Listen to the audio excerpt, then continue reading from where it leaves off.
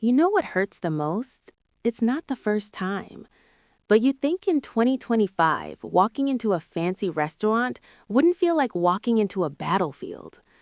Last Tuesday, 7th anniversary with my husband, I arrived early, wanted to check the reservation, make sure everything was perfect. I walked through those glass doors in my best dress, heels clicking on that marble floor. The hostess, she looked at me like I'd crawled out from under a dumpster.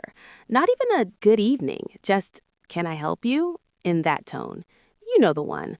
The one that really means you don't belong here.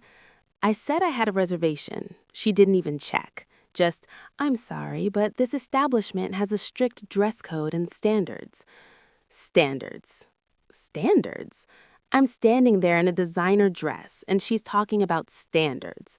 I told her to check the reservation, Williams, party of two.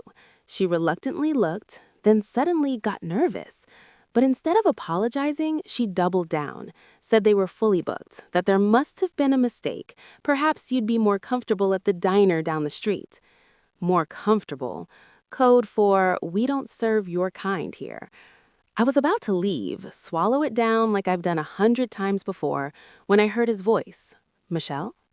My husband, still in uniform, 6'3", badge gleaming, and suddenly the hostess's face, white as that tablecloth.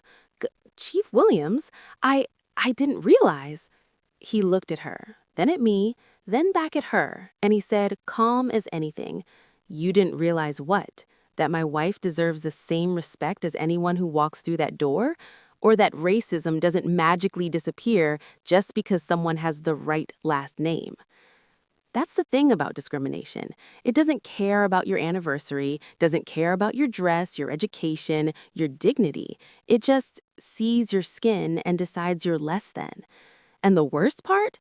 If he hadn't shown up, I'd just be another Black woman kicked out of a restaurant with no one believing her story.